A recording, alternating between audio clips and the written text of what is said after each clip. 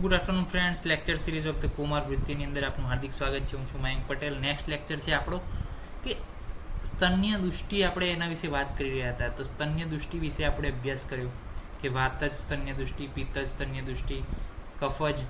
હવે આપણે એની ટ્રીટમેન્ટ તરફ આગળ વધી રહ્યા છીએ કે હવે જો સ્તન્ય દૃષ્ટિ હોય તો આપણે એની અંદર ટ્રીટમેન્ટ શું કરવાની છે, કઈ લાઇન ઓફ ધ ટ્રીટમેન્ટ જે છે ફોલો કરવાની છે. તો કસાય પાને વમન વિરેકે પથ્ય ભોજને વાજીકરણ સિદ્ધે સ્નેહે ક્ષીરમ વિશુદ્ધયતી.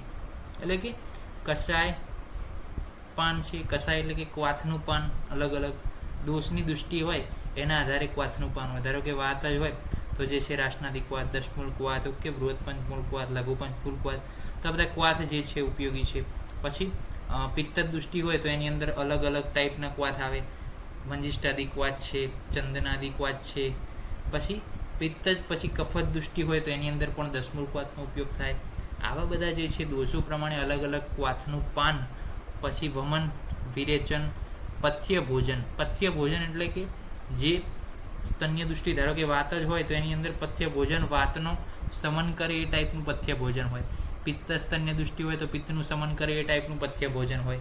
પછી વાજીકરણ અને વાજીકરણ સિદ્ધ સ્નેહ, ઓકે, એ અને ક્ષીરમ વિશુદ્ધ હતી. આ વસ્તુ શું કરે છે તો જે ક્ષીર છે, જે સ્તન્ય છે, જે મિલ્ક છે, એને શું કરે છે? શુદ્ધ કરે છે. તો વાજીકરણ જે દ્રવ્ય છે એને મેડિકેટેડ કરવાનું છે આ બધા દ્રવ્યોથી. કષાયના અમુક હોય, અમુક વમનની એવી ડ્રગ હોય, અમુક વિરેચનની ડ્રગ હોય, પથ્ય ભોજન, ઘી, આ બધું તો લેવાનું જ છે. અને વાજીકરણ દ્રવ્યને આની સાથે સાથે લેવાનું છે. તો એના કારણે શું થશે? સ્તન્ય જો ક્ષય હશે, સ્તન્ય જો વાતી જ હોય, પિત્ત જ કફત દૃષ્ટિ હશે, એ પણ દૂર થશે આ બધાથી. અને જે છે એનો ક્ષય, એની વૃદ્ધિ, એની અંદર પણ આપણે શું એક પ્રકારનું મેન્ટેનન્સ, એક પ્રકારનું બેલેન્સ જે છે જાળવી શકશું. તો આ બધાનો ઉપયોગ કરવાનો છે. પ્લસ વાજીકરણ દ્રવ્યોનો પણ ઉપયોગ કરવાનું કીધું છે. તેષામ તુ ત્રયાણમ અપી શિરદૂષણમ પ્રતિ વિશેષ યથાસ્વમ યથાદોષમ વમન વિરેચન આસ્થાપન અનુવસન વિભજ્ય કૃતાની પ્રસમાના ભવંતી. એટલે કે શિર દોષો જે હોય છે, ઓકે, એની અંદર શું કરવાનું છે તો કે યથાસ્વમ એટલે કે અલગ અલગ દોષો પ્રમાણે, દોષ પ્રમાણે અને અલગ અલગ ઇન્ડિવિજ્યુઅલ પ્રમાણે, કે લેડી બાય લેડી જે છે અલગ અલગ વમનના ડ્રગ, અલગ અલગ વિરેચન, આસ્થાપન, અનુવાસન, આ બધી જે છે અલગ અલગ પ્રશમન જે છે એની વૃત્તિ જે છે આપણે લેડીઝની અંદર કરવાની છે. આવી ગયું કે while managing the visitation of the seed caused by the those specific attention should be paid to the particular દોષા ઉપર, ક્યાં આગળ છે એના ઉપર, કે કોષ્ઠમાં છે દોષો કે શાખામાં છે, પ્લસ કેટલા પ્રમાણમાં દૃષ્ટિ થઈ છે, અને પંચકર્મનો ઉપયોગ કરી શકીએ છીએ કે નહીં, એ જે છે આ બધા જે છે પેરામીટર આપણે ધ્યાનમાં રાખી અને ટ્રીટમેન્ટને આગળ કરવાની છે. જો કફ સ્તન્ય દૃષ્ટિ હોય તો વમન કરી શકો, જો પિત્ત સ્તન્ય દૃષ્ટિ હોય તો વિરેચન કરી શકો, જો વાત જ સ્તન્ય દૃષ્ટિ હોય તો બસ્તી આપી શકીએ છીએ. હવે આગળ વાત કરવી છે કે સ્તન્ય દૃષ્ટિની અંદર સંશોધન કર્મ એટલે કે શોધન કર્મ કઈ રીતના કરીશું. તો તત્ર આદો સ્તન્ય શુદ્ધિઅર્થમ ધાત્રી સ્નેહોપપાદિતમ સંસિદ્ધમ વિધિવદ વૈદ્યો વમનોપદાયપાદેત.